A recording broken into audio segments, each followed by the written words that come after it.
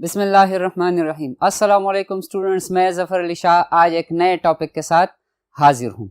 Dear students, पिछले topics में हमने पीरियड थर्ड एलिमेंट्स को डिटेल में डिस्कस किया था, उनकी फिजिकल प्रॉपर्टीज़ को, एटॉमिक प्रॉपर्टीज़ को, केमिकल प्रॉपर्टीज़ को डिस्कस किया था। फिर हमने पीरियड थर्ड एलिमेंट्स के रिएक्शंस डिस्कस किए थे, जिसमें से क्लोरीन के साथ रिएक्शन था, ऑक्सीजन के साथ रिएक्शन था और वाटर के साथ रिएक्शन था। फिर उनके ऑक्साइड्स के रिएक्शंस हमने डिस्कस किए थे। डियर स्टूडेंट्स, ऑक्साइड्स के फिजिकल प्रॉपर्टीज को भी हमने डिस्कस किया था, इलेक्ट्रिकल कंडक्टिविटी, स्ट्रक्चर वगैरह को। आज जो हम डिस्कशन करेंगे डियर स्टूडेंट्स, वो होगा हमारा पीरियोडिक टेबल का फर्स्ट ग्रुप फर्स्ट ए से, जिनको हम अल्कली मेटल्स भी कहते हैं। आइए जरा इंट्रोडक्शन कर लेते हैं ग्रुप फर्स्ट का। Dear students, group first A का दूसरा नाम अल्कली मेटल्स भी इनको हम कह सकते हैं। अल्कली का वर्ड जो है, this is from Arabic word, जिसका मतलब है एशेज।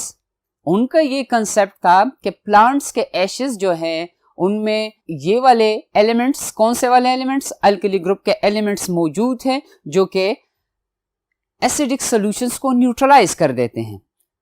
ठीक है स्टूडेंट्स, इसलिए इस ग्रुप के एलिमेंट्स का नाम अल्कली ग्रुप पड़ गया। यहां पर हमारे पास फर्स्ट ग्रुप में जो एलिमेंट्स मौजूद हैं, lithium, sodium, potassium, rubidium, caesium and francium. हम जब इनकी केमिस्ट्री को डिस्कस करेंगे इन एलिमेंट्स की, तो फ्रांसियम को एक्सक्लूड करेंगे dear students, because that is radioactive. बाकी एलिमेंट्स की केमिस्ट्री डिस्कस होती जाएगी। इंट्रोडक्शन में ये कहा गया है क्यों इनको अल्कली मेटल्स कहते हैं। The oxides and hydroxide produces alkaline solution with water. जब इनके ऑक्साइड्स जैसे sodium oxide, potassium oxide, rubidium oxide को जब हम पानी के साथ रिएक्ट करवाते हैं, तो फिर पानी में जो सोल्यूशन बनेगा या पानी का पीएच जो होगा वो बेसिक होगा। इसलिए इन एलिमेंट्स को हम अल्कली मेटल्स भी कहते हैं, क्योंकि ये सोल्यूशन जब प्रोड्यूस करेंगे इनके ऑक्साइड्स या हाइड्रोक्साइड वाटर के साथ, वो बेसिक इन नेचर होगा वो सोल्यूशन। डियर स्टूडेंट्स, ये एलिमेंट्स कौन से एलिमेंट्स हैं? इलेक्ट्रोपॉजिटिव एलिमेंट्स हैं। इलेक्ट्रोनेगेटिव का वर्ड तो आपने सुना है, जो इलेक्ट्रोनेगेटिव के अपोजिट होगा उसको हम इलेक्ट्रोपॉजिटिव एलिमेंट कहते हैं।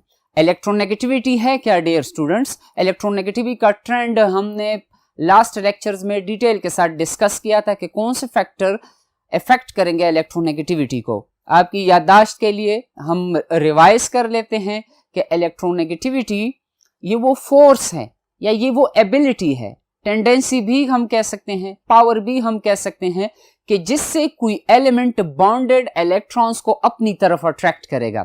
इसको हम इलेक्ट्रोनेगेटिविटी कहते हैं। अब अगर जो एलिमेंट ज्यादा अपनी तरफ अट्रैक्ट करेगा एलिमेंट्स को, उनको हम कह सकते हैं कि दे आर इलेक्ट्रोनेगेटिव। अब अगर कोई एलिमेंट ज्यादा अपनी तरफ अट्रैक्ट नहीं कर सकता इलेक्ट्रॉन्स को, जो उसके अगेंस्ट एलिमेंट है या जो उसके अगेंस्ट एटम है वो अपनी तरफ इलेक्ट्रॉन्स को अट्रैक्ट कर लेता है, तो उसको हम इलेक्ट्रोपॉजिटिव नेचर कहते हैं। ये एलिमेंट्स जो है alkali metals, they are electropositive in nature. इसका मतलब ये है कि ये इलेक्ट्रॉन्स अपनी तरफ अट्रैक्ट नहीं कर सकते उस पावर के साथ। ठीक है स्टूडेंट्स, एक तो मेटल्स की प्रॉपर्टी ये है, या इलेक्ट्रॉनिक कॉन्फ़िगरेशन को डिस्कस कर लेते हैं, तब हम इलेक्ट्रोपॉजिटिव और इलेक्ट्रोनेगेटिव नेचर की वजाहत कर सकेंगे। डियर स्टूडेंट्स, पहले तीन मेंबर जो हैं फर्स्ट ग्रुप के, जिसमें से लिथियम है, सोडियम है और पोटाशियम है, इनको हम स्कूल के लैब्स में स्टोर कर सकते हैं। बाकी जितने भी मेंबर्स हैं, जैसे हमारे पास रुबिडियम, सीजियम एंड फ्रांसियम, या फ्रांसियम की हमने बात की थी कि इनकी केमिस्ट्री को हम डिस्कस नहीं कर सकते या नहीं करेंगे, क्योंकि दिस इज रेडियोएक्टिव। तो इसलिए बाकी जितने भी मेंबर्स हैं, पहले तीनों मेंबर्स को छोड़कर, दे आर वायलेंटली रिएक्टिव। इनके रिएक्शंस इंतहाई तेज होंगे, एक्सप्लोजन काज होगा इनके रिएक्शंस में। डियर स्टूडेंट्स, इंट्रोडक्शन के बाद नेक्स्ट टॉपिक आपकी किताब में जो दिया गया है, that is electronic configuration of these elements. सबसे पहले जरा एटॉमिक नंबर्स आप मुलाहिजा फरमाएं इनके, कि लिथियम का एटॉमिक नंबर है 3, सोडियम का एटॉमिक नंबर है 11, पोटेशियम का है 19, rubidium 37, caesium 55 and francium 87। Dear students, अगर आप ऑब्जर्व करें, स्टार्ट में जो एलिमेंट है लिथियम, उसका एटॉमिक नंबर है 3। नेक्स्ट एलिमेंट जो है सोडियम है। तो डियर स्टूडेंट्स, पीरियोडिक टेबल में जब हम हाइड्रोजन और हीलियम वाले पीरियड को छोड़कर जब हम सेकंड पीरियड से थर्ड पीरियड में आएंगे तो 8 इलेक्ट्रॉन ऐड होंगे। अब अगर 3 के साथ हम 8 ऐड कर लें तो फिर हमारे पास 11 आएगा। अब अगर 11 के साथ हम और 8 इलेक्ट्रॉन ऐड कर ले तो पोटेशियम 19 बन जाएगा। अब इसके साथ हमने 18 इलेक्ट्रॉन्स और ऐड करने हैं तो 37 हो जाएगा। फिर 37 से हम 55 तक कैसे जाएंगे जब हम उसके साथ 18 इलेक्ट्रॉन्स और ऐड करेंगे, और आखिर में 55 के साथ अगर हम 32 इलेक्ट्रॉन्स और ऐड कर लें तो फिर फ्रांसियम का एटॉमिक नंबर 87 बन जाएगा। डियर स्टूडेंट्स, अगर आपको याद हो, हमने पहले लेक्चर में इलेक्ट्रॉनिक कॉन्फ़िगरेशन को डिटेल के साथ डिस्कस किया था। हमने पहले इलेक्ट्रॉनिक कॉन्फ़िगरेशन को डिफाइन किया था। उसके बाद हमने इलेक्ट्रॉनिक कॉन्फ़िगरेशन के लिए कुछ कंडीशंस रखे थे कि during the electronic configuration we have to follow these conditions. What is electronic configuration? Electronic configuration is the distribution of electrons in various shells and subshells according to their increasing energies. उसके बाद हमने कहा था कि during the electronic configuration we have to follow Pauli exclusion principle and Hund's rule. उन दोनों conditions को हमने ignore नहीं करना during the electronic configuration. Electronic configuration जब हम करेंगे तो उसमें हमने ऑफ द प्रिंसिपल को भी इग्नोर नहीं करना। अगर हमने इलेक्ट्रॉनिक कॉन्फ़िगरेशन करनी है, हमने इस प्रिंसिपल के मुताबिक इलेक्ट्रॉनिक कॉन्फ़िगरेशन करनी है डियर स्टूडेंट्स, जिसमें से आप ऑब्जर्व करेंगे कि n+l वैल्यू को हम देखेंगे। जैसे आपके सामने एक टेबल बनाई गई है, इस टेबल में ये पहले शेल को रिप्रेजेंट करेगा, फिर उसके बाद हमारे पास सेकंड शेल होगा। This is first shell, this is second shell, this is third shell, fourth shell, fifth shell, sixth shell and seventh shell. Dear students, first shell में अगर आप observe करें, there is single shell which is S subshell. फिर उसके बाद second shell में हमारे पास दो subshells हैं S and P. Third is composed of 3 subshells S, P, D and the fourth is composed of 4 subshells which are S subshell, P subshell, D subshell and F subshell. आपको ये भी मालूम है कि S में maximum 2 electrons आएंगे, P maximum 6 electrons को accommodate कर सकेगा, D मैक्सिमम 10 को और F मैक्सिमम 14 को। इन्हीं बेसिस पर इलेक्ट्रॉनिक कॉन्फ़िगरेशन या सब शेल की बेसिस पर हमने पीरियोडिक टेबल को 4 ब्लॉक्स में डिवाइड किया है, जिसमें से S ब्लॉक आएगा, P ब्लॉक होगा, D block and F block. हम जो डिस्कशन कर रहे हैं फर्स्ट ग्रुप की, it belongs to S block. क्यों? क्योंकि इनमें S subshell is in the process of completion. S में मैक्सिमम 2 इलेक्ट्रॉन्स होंगे डियर स्टूडेंट्स, लेकिन यहां पर S1 है। S is in the process of completion. Dear students, electronic configuration करते हुए हमने n+l वैल्यू को देखना है। कंपैरेटिवली अगर हम कंपैरिजन करें, या ये तो लॉजिकल बात है क्योंकि ये फर्स्ट शेल है तो पहले 2 इलेक्ट्रॉन्स फर्स्ट शेल में जाएंगे, दैट इज फाइन, लॉजिकल बात ठीक है, ये बच्चों को भी पता है। अगर कोई इलेक्ट्रॉन या कोई शेल फर्स्ट पोजीशन पर है तो इसका मतलब ये है कि जब इलेक्ट्रॉन्स आएंगे तो उसी फर्स्ट शेल में जाएंगे। सेकंड शेल की क्या सूरत हाल होगी, हमने इन दोनों को कंपेयर करना है डियर स्टूडेंट्स। दोनों केसेस में 2s एंड 2p की केस में अगर आप ऑब्जर्व करें, प्रिंसिपल क्वांटम नंबर की वैल्यू दोनों के लिए 2 है डियर स्टूडेंट्स। L यहां पर n+l में L जो है ये रिप्रेजेंट करेगा एजिमथल क्वांटम नंबर को, जिसकी वैल्यू है 0 for S subshell, 1 for P subshell, 2 for D subshell and 4 for F subshell. यहां पर हम कंपैरिजन कर रहे हैं 2s एंड 2p की। अगर 2s के लिए हम n+l वैल्यू लिखें तो 2 + 0 इज इक्वल टू 2। 2p के लिए 2 + 1 is equal to 3। Dear students, आपने ऑब्जर्व किया कि n+l वैल्यू 2s के लिए कम आ रही है, n+l वैल्यू 2p के लिए ज्यादा आ रही है। तो according to of the principle, वो सब शेल्स जिनकी n+l वैल्यू कम हो तो पहले इलेक्ट्रॉन्स वहां पर जाएंगे। लिथियम की केस में ये हो जाएगा 1s2, डियर स्टूडेंट्स, हमारे पास लिथियम एलिमेंट में total number of electrons is 3। पहले 2 इलेक्ट्रॉन्स जो थे वो चले गए पहले शेल के एस सब शेल में। नेक्स्ट इलेक्ट्रॉन आएगा 2s1 में। तो लिथियम की electronic configuration is 1s2 2s1। Sodium की केस में हमारे पास कितने इलेक्ट्रॉन्स हैं डियर स्टूडेंट्स? 11। अब हमने इन 11 इलेक्ट्रॉन्स को डिस्ट्रीब्यूट करना है अकॉर्डिंग टू ऑफ प्रिंसिपल। तो पहले शेल में चले जाएंगे 2 इलेक्ट्रॉन्स, फिर सेकंड शेल के एस सब शेल में आ जाएंगे 2 और इलेक्ट्रॉन्स। तो हमारे पास ये बन जाएंगे टोटल 4 इलेक्ट्रॉन्स। हमारे पास सोडियम का एटॉमिक नंबर है 11। There are 11 electrons. We have to distribute these 11 electrons in various subshells. तो नेक्स्ट 6 इलेक्ट्रॉन्स 2p में आएंगे। क्यों 2p में आएंगे? इसलिए क्योंकि 2p की n+l वैल्यू 3s की n+l वैल्यू के बराबर है, लेकिन एनर्जी वाइज अगर हम चेक करें तो 2p की एनर्जी 3s से कम है डियर स्टूडेंट्स।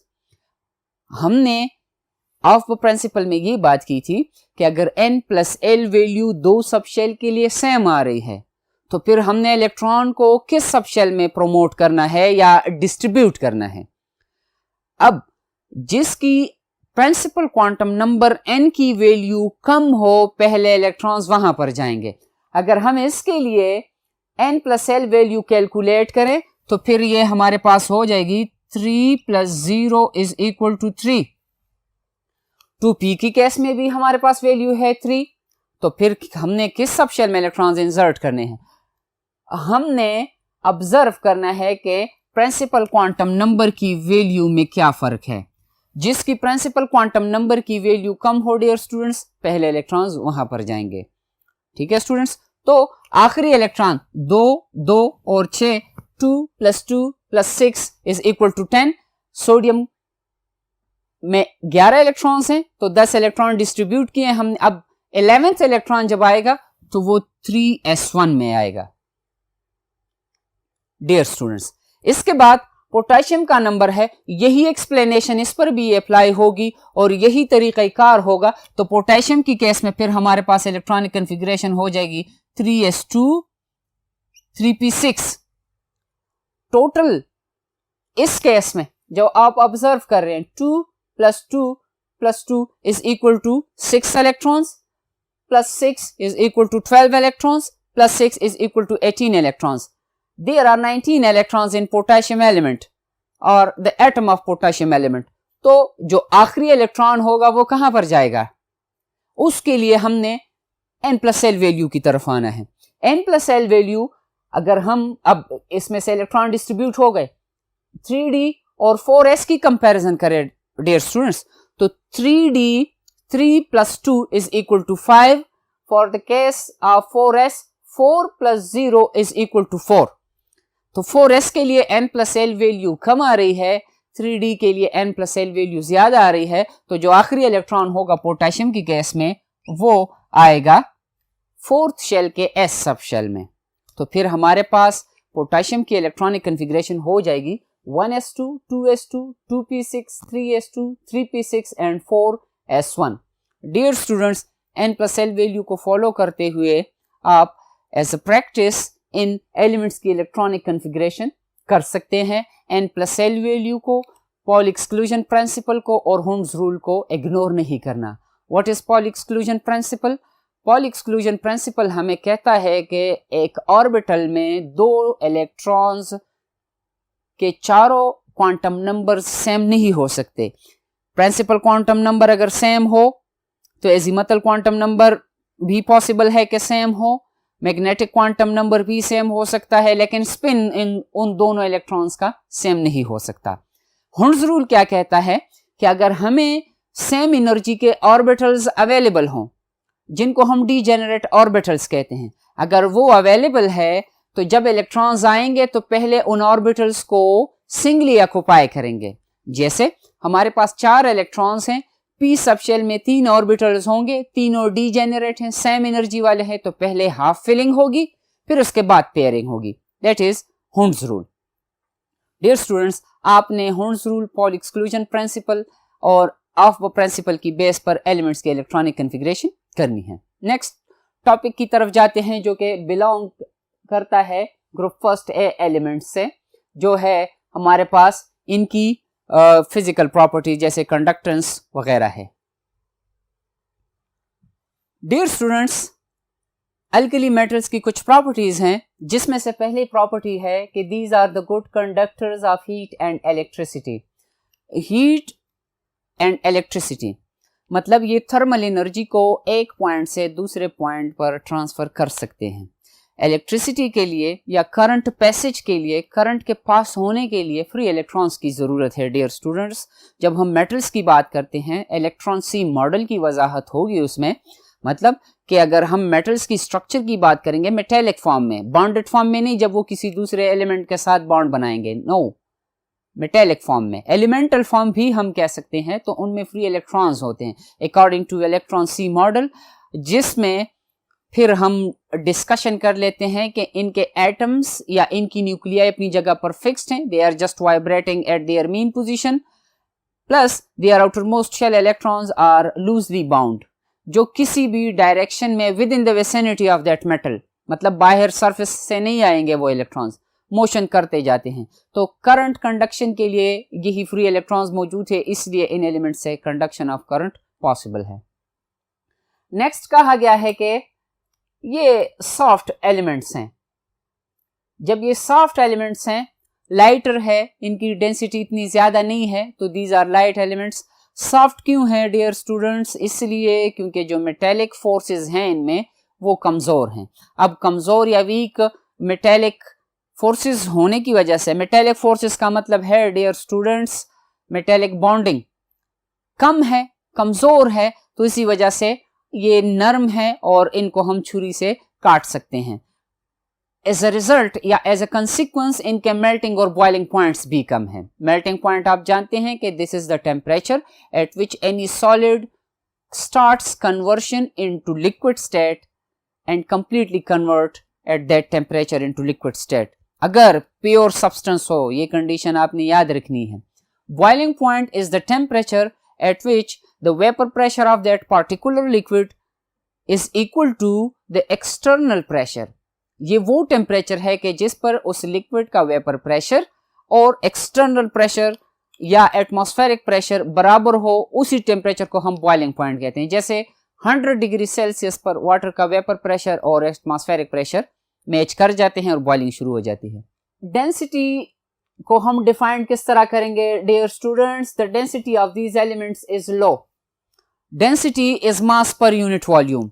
अगर हमारे पास 1 क्यूबिक सेंटीमीटर हो, या अगर हम एक हाई लेवल पर बात करें 1 क्यूबिक मीटर हो, metre multiplied by metre is equal to cubic metre, या centimetre multiplied by centimetre into centimetre, उससे सेंटीमीटर क्यूब बन जाएगा। अब 1 सेंटीमीटर क्यूब में किसी सब्सटेंस का कितना मास मौजूद है, उसको हम डेंसिटी कहते हैं।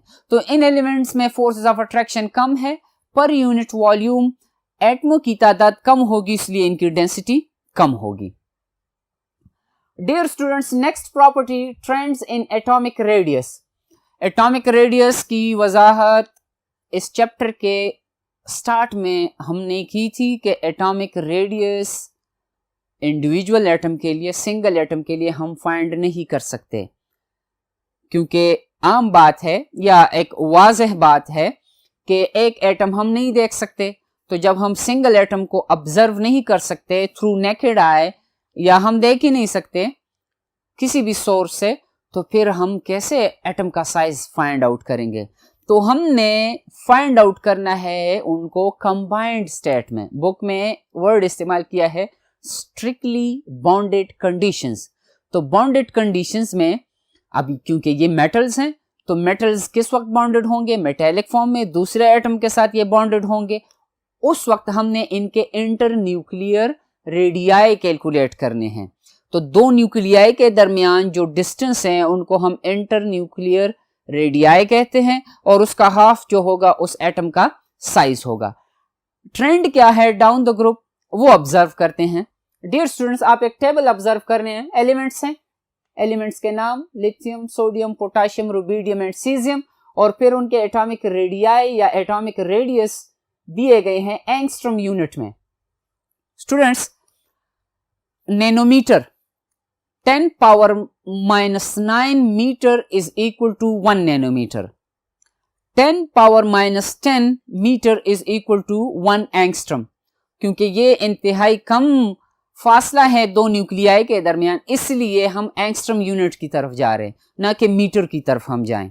इलॉजिकल बात है, ठीक है, गलत नहीं होगा, लेकिन दैट इज इलॉजिकल, वो यहां पर फिट नहीं होगा। तो हमारे पास जो वैल्यूज दी गई हैं आप ऑब्जर्व कर सकते हैं कि lithium 1.55 angstrom, sodium 1.90, potassium 2.35, rubidium 2.48 and caesium 2.57।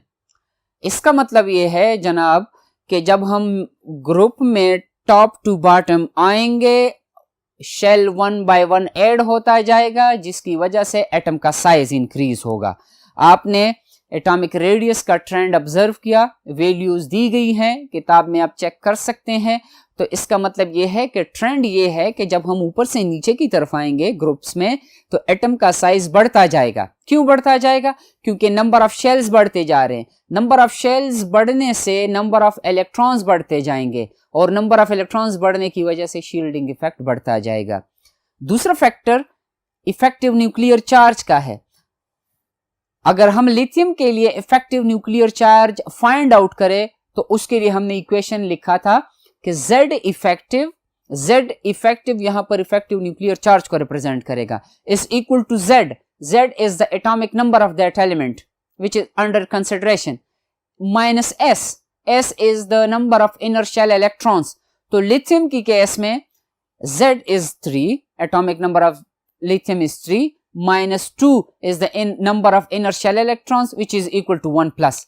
तो इस ग्रुप के जितने भी मेंबर्स होंगे उन पर जो इफेक्टिव न्यूक्लियर चार्ज है दैट इज 1 प्लस।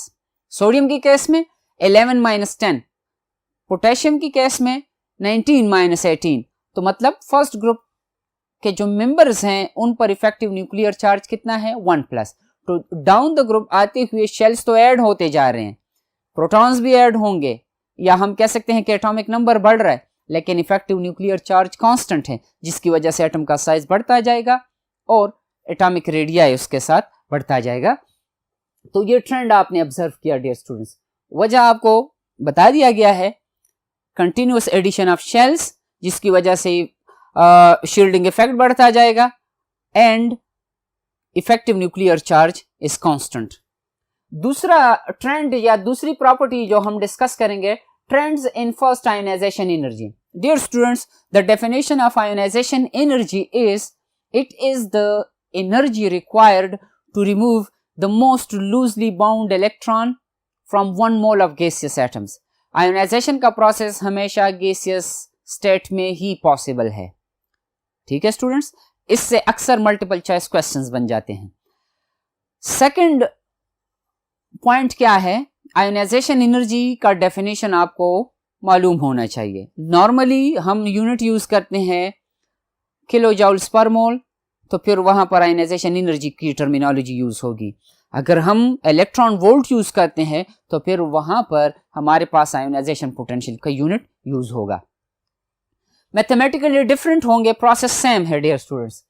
ट्रेंड क्या है आपको पता है, हमने पहले टॉपिक्स में डिटेल के साथ डिस्कस किया था कि what are the factors affecting ionisation energy, जिसमें सबसे बेसिक फैक्टर हमारा है एटॉमिक साइज। एटम का साइज और ionisation energy are inversely related. Greater the atomic size और atomic radius of an element और of an atom, lower will be the ionisation energy. अब कुछ देर पहले आपने ऑब्जर्व किया डियर स्टूडेंट्स कि साइज का जो ट्रेंड है, डाउन द ग्रुप साइज बढ़ता जाता है।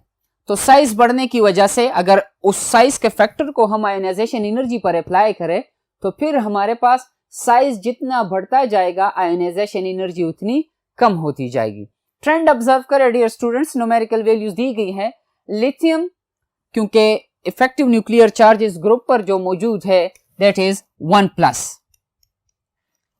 1 plus is the effective nuclear charge of all these elements. लेकिन लिथियम क्यों इतना, इसकी वैल्यू इतनी ज्यादा है? नंबर 1 मेजर फैक्टर जो है इसका साइज है, और इसकी साइज की वजह से ये अपना बिहेवियर जो है इन ग्रुप के मेंबर्स से डिफरेंट शो करेगा। 5.4, 5.1, 4.3, 4.2 एंड 3.9। ट्रेंड ये है कि फर्स्ट ग्रुप के members down the group atomic size को इंक्रीज देते हैं, जिसकी वजह से इनकी आयोनाइजेशन एनर्जी कम होती जाएगी। सेकंड ट्रेंड हमारे पास है इलेक्ट्रोनेगेटिविटी का। अब इलेक्ट्रोनेगेटिविटी किस चीज को कहते हैं? कुछ देर पहले लेक्चर की स्टार्ट में इलेक्ट्रोनेगेटिविटी आपके साथ डिस्कस की गई, दोबारा रिपीट हम कर लेते हैं कि इलेक्ट्रोनेगेटिविटी वो पावर है या वो टेंडेंसी है या वो फोर्स है या वो एबिलिटी है जिससे एक एलिमेंट या एक एटम बॉन्डेड इलेक्ट्रॉन्स को अपनी तरफ अट्रैक्ट करेगा। कुछ देर पहले हमने इंट्रोडक्शन में बात की कि these elements are electropositive. It means electronegativity and electropositivity are inversely related. जो एलिमेंट जितना ज्यादा इलेक्ट्रोनेगेटिव होगा उसकी अगेंस्ट प्रॉपर्टी जो है इलेक्ट्रोपॉजिटिव है। जो जितना ज्यादा इलेक्ट्रोनेगेटिव होगा वो उतना कम इलेक्ट्रोपॉजिटिव होगा। These elements are electropositive elements, तो इनकी इलेक्ट्रोनेगेटिविटी कम होगी। Elements lithium, sodium, potassium, rubidium and caesium. Dear students, ये वैल्यूज जो दी गई हैं हमें, ये पॉलिंग स्केल की वैल्यूज हैं, पॉलिंग स्केल। डियर स्टूडेंट्स, इन एलिमेंट्स की इलेक्ट्रोनेगेटिविटी को अगर हम ऑब्जर्व करें तो lithium 1, sodium 0.9, potassium 0.82, rubidium 0.82, caesium 0.7।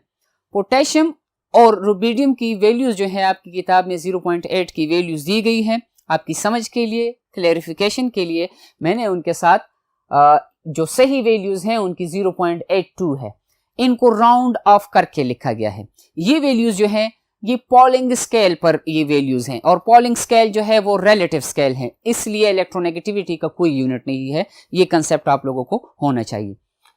Next property हमारे पास फर्स्ट ग्रुप के मेंबर्स के लिए है trends in melting and boiling points है हमारे पास। मेल्टिंग पॉइंट को डिफाइन करते हैं कि ये वो टेम्परेचर है कि जिस पर कोई सॉलिड लिक्विड में कन्वर्ट होना शुरू हो जाएगा और उसी टेम्परेचर पर वो कंप्लीटली लिक्विड स्टेट में चला जाएगा, लेकिन अगर प्योर सब्सटेंसेस हो।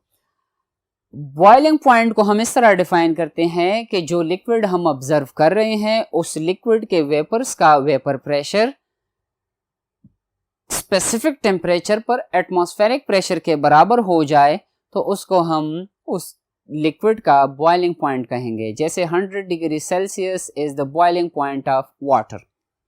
ट्रेंड कुछ इस तरह है कि लिथियम का मेल्टिंग पॉइंट सबसे ज्यादा है एंड सीजियम का फिर सबसे कम है।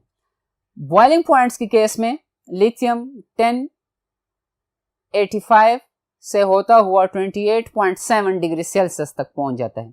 Dear students, there is irregularity in their melting points, especially in boiling points. ये फोर्सेस ऑफ अट्रैक्शन पर डिपेंडेंट है क्योंकि इनके एटॉमिक साइजेस ज्यादा हैं, फोर्सेस ऑफ अट्रैक्शन वीक हैं, ये एबनॉर्मल बिहेवियर शो कर रहे हैं।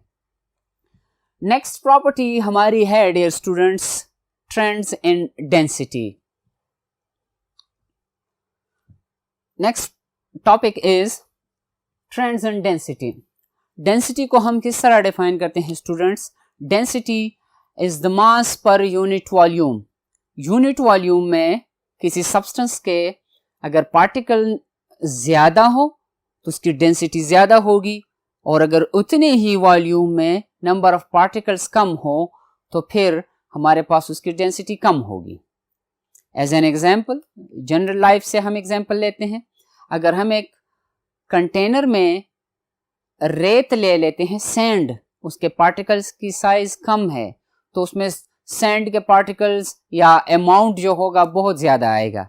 लेकिन अगर हम उसमें टेनिस बॉल रख दें तो टेनिस बॉल का साइज बड़ा है तो उसमें कम टेनिस बॉल आएंगे तो उनकी डेंसिटी या मास जो होगा कम होगा। इसी तरह इन एलिमेंट्स की, कौन से एलिमेंट्स की? अल्कली ग्रुप के मेंबर्स फर्स्ट ए, जिसमें lithium, sodium, potassium, rubidium and caesium है। इनकी डेंसिटीज दी गई है कि लिथियम 0.534, सोडियम 0.972, पोटेशियम 0.86।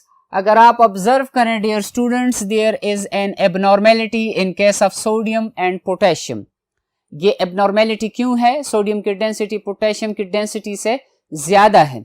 ये इसलिए कि पोटेशियम में हमारे पास 3D सबशेल मौजूद है लेकिन एम्प्टी है, जिसकी वजह से पोटेशियम का साइज तो ज्यादा होगा लेकिन पर यूनिट वॉल्यूम उसका मास कम होगा, इसलिए इसकी डेंसिटी सोडियम से कम है। और फिर rubidium and caesium, down the group size बढ़ता जाता है, at the same time protons भी बढ़ रहे हैं, तो प्रोटॉन्स की तादाद बढ़ने की वजह से उनके साथ साथ एटमों का मास भी बढ़ जाता है, जिसकी वजह से डेंसिटी बढ़ती जाती है। नेक्स्ट प्रॉपर्टी हमारे पास है ट्रेंड्स इन केमिकल प्रॉपर्टीज। इन एलिमेंट्स की केमिकल प्रॉपर्टीज क्या होंगी? Dear students, what is a chemical change? Chemical change हम कहते हैं कि जब किसी सब्सटेंस के, substance means anything with definite properties and definite composition, जिनकी कंपोजिशन और प्रॉपर्टीज का हमें पता हो, हमें मालूम हो, उनको हम सब्सटेंसेस कहते हैं। तो किसी भी सब्सटेंस की केमिकल प्रॉपर्टी का मतलब ये है कि वो किस किस्म के एलिमेंट्स के साथ रिएक्शन शो करेगा या नहीं करेगा। अगर करेगा तो रिएक्शन स्लो होगा, तेज होगा, या एक्सट्रीमली तेज होगा, या इंतहाई स्लो होगा। यहां पर केमिकल चेंज को हम डिफाइन करते हैं कि किसी एलिमेंट या एटम्स की या मॉलिक्यूल्स में जो पुराने बॉन्ड्स खत्म होंगे वो खत्म हो जाएंगे पहले, और उसके बाद नए बॉन्ड्स बनेंगे जिससे उसकी केमिकल प्रॉपर्टीज कंप्लीटली चेंज हो जाएंगी। जनरली हम कहते हैं कि these elements are good reducing agents. Chemistry में रिड्यूसिंग एजेंट किसको कहते हैं? इससे पहले हमने रिडक्शन को समझना है। रिडक्शन को समझने के लिए हम ऑक्सीडेशन की तरफ जाएंगे। ऑक्सीडेशन के दो कंसेप्ट्स हैं, क्लासिकल एंड मॉडर्न। यहां पर हम मॉडर्न कंसेप्ट की बात करेंगे। मॉडर्न कंसेप्ट में इलेक्ट्रॉन लॉस और इलेक्ट्रॉन गेन की बात हो रही है। ऑक्सीडेशन वो प्रोसेस है कि जिसमें एक एलिमेंट से इलेक्ट्रॉन जाएगा, मतलब उस पर पॉजिटिव चार्ज आएगा, आयोनाइजेशन होगी।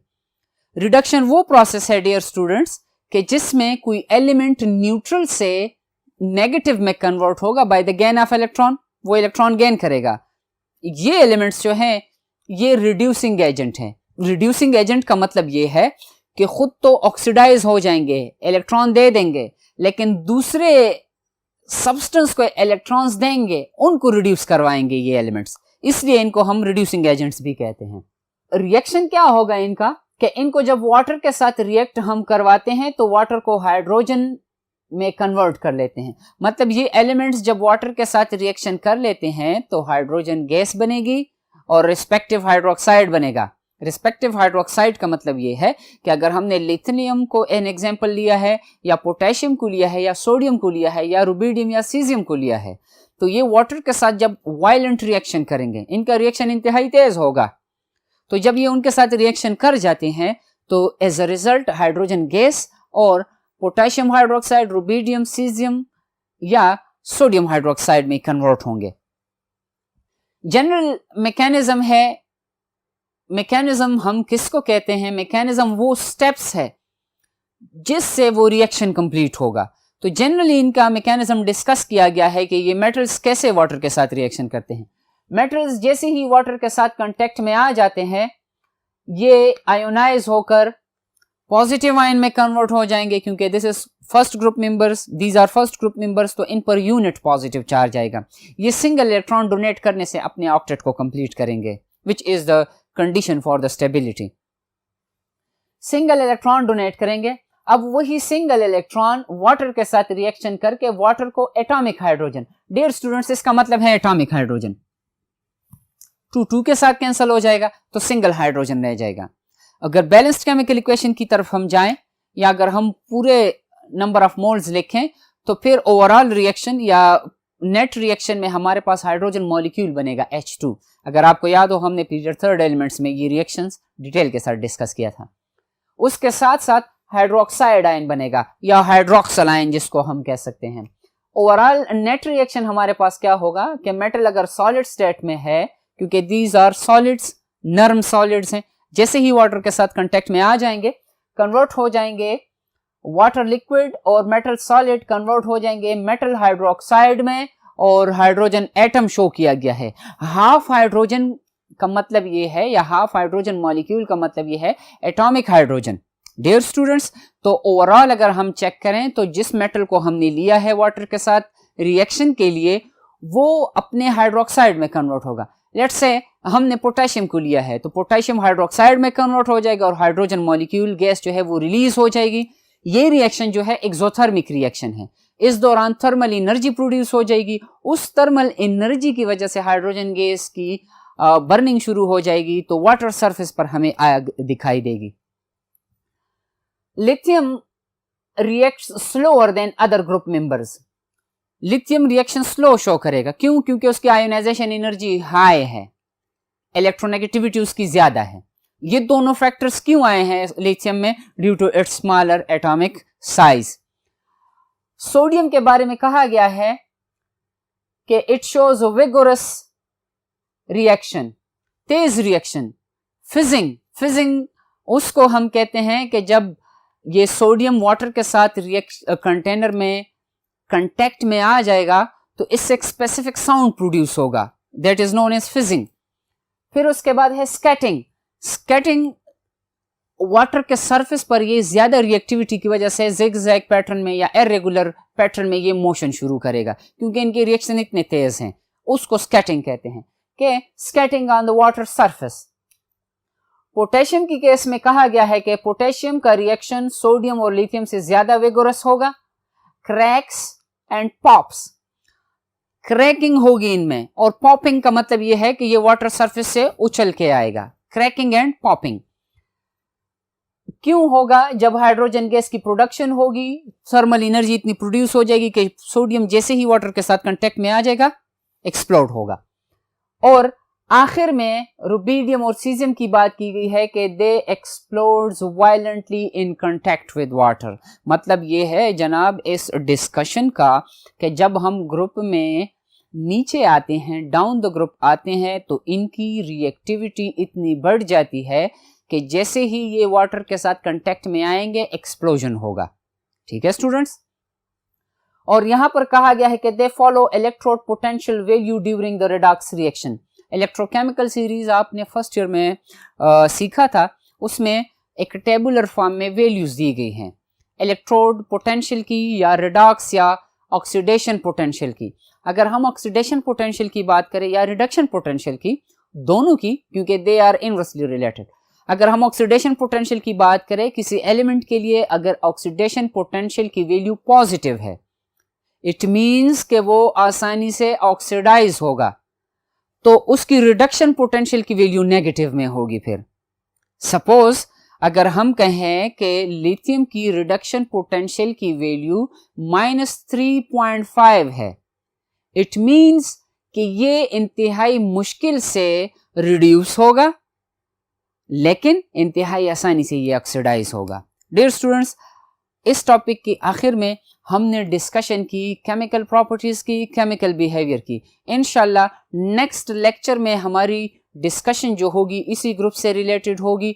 उसमें हम डिस्कस करेंगे कार्बोनेट्स को, हाइड्रोजन कार्बोनेट्स को, जिनको हम नॉर्मली बाइकार्बोनेट्स भी कहते हैं, और नाइट्रेट्स को, उनकी थर्मल स्टेबिलिटी को डिस्कस करेंगे कि इन सब्सटेंसेस को हीट देने से क्या इन पर असर पड़ता है। ये डिकम्पोज हो जाते हैं मुख्तलिफ कंपाउंड्स में या डिकम्पोज नहीं होते। तब तक के लिए अल्लाह हाफिज।